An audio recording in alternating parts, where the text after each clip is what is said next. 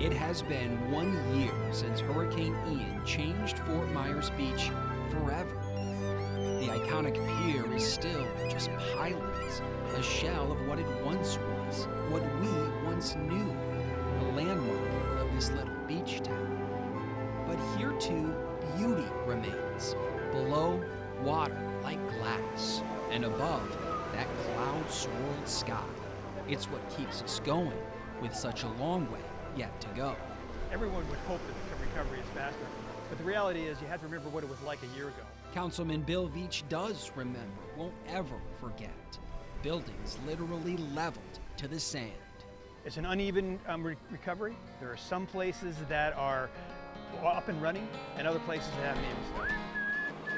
And in the end, it is still here. Not how we remember it, no, will never be.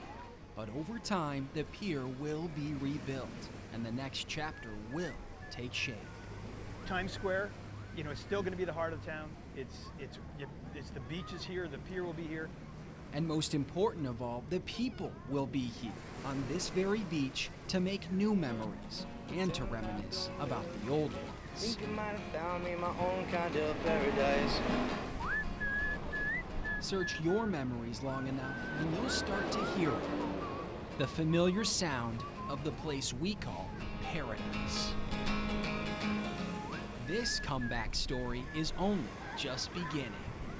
I'm optimistic. I mean, it won't be what it was, but it's still got a beautiful beach. We still have a lot of gifts here, and you know, we'll get fresh blood in. I really hope that people stick around, that, you know, that are the lifeblood of this community. But it's a, you know, it's a gorgeous island. It will be here.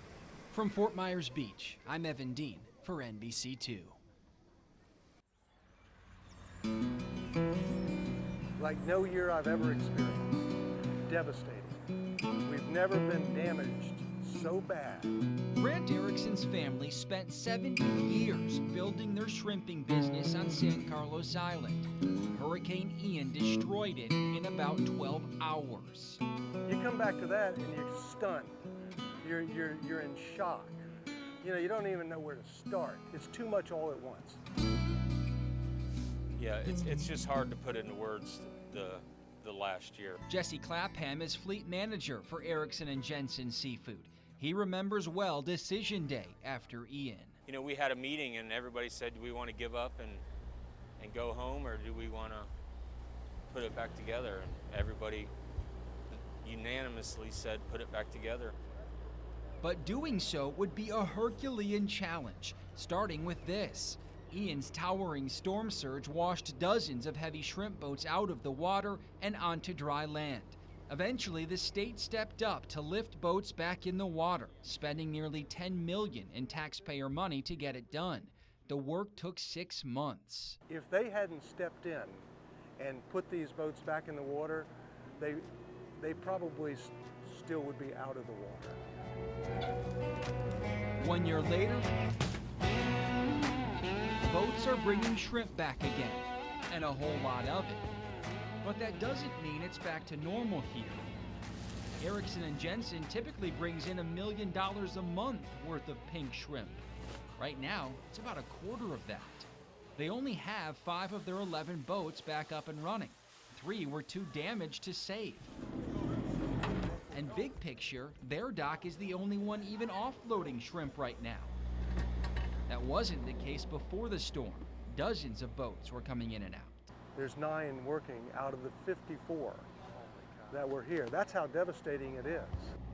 And it's more than just the rebuild. Shrimpers are also fighting imports that have flooded the U.S. market, driving down the cost of what they catch.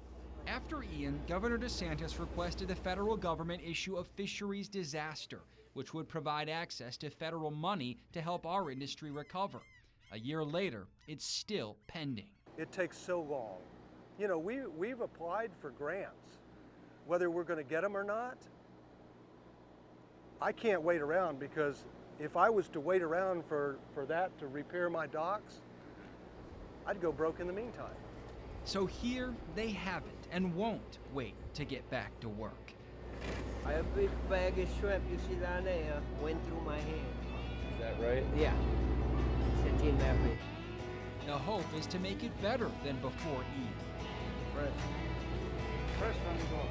If the storm proved one thing, it's that these aren't the kind of people you want to doubt. There's no saying it can't be done. You know, we don't say you can't do that around here, because if it has to be done, we'll get it done one way or another. We've made it this far. We've got a long ways to go, but people will be able to enjoy these pink shrimp for years to come. And please, we sell them here every day from 1 pound to a semi-tractor trailer full. Come get them. We want to show you what the good stuff is.